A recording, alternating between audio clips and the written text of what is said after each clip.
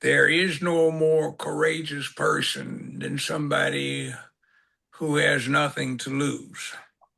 That's also a person you do not mess with. Never mess with a person who has nothing to lose unless it is absolutely necessary.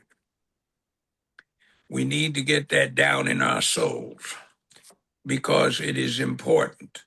We must prepare. We must prepare enthusiastically and vigorously. And I think of all the young black men who spend so much time, wasted time on perfecting their free throw. The likelihood of them getting paid for playing basketball ball is almost non-existent in the scheme of things, but they spend so much time doing it.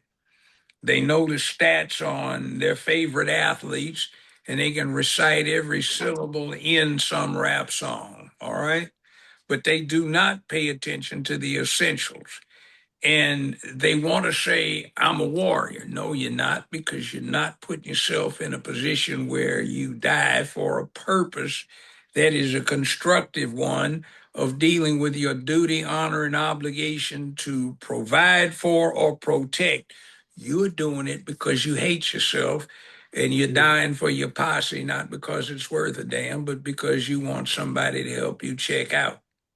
Now, that's a reality. The promise that was inherent in if you live by the sword, you die by the sword was actually an incentive because it said you can be a man. You can go out of here quickly for the right cause and become a hero for decades, or you can just suffer through it and deal with what they used to call a straw death, which was a miserable experience.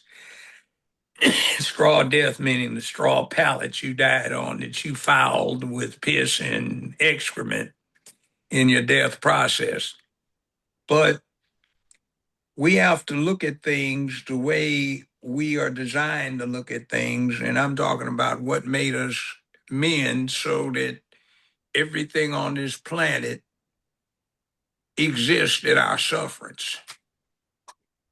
You know, we contribute $19 a month to save the elephants.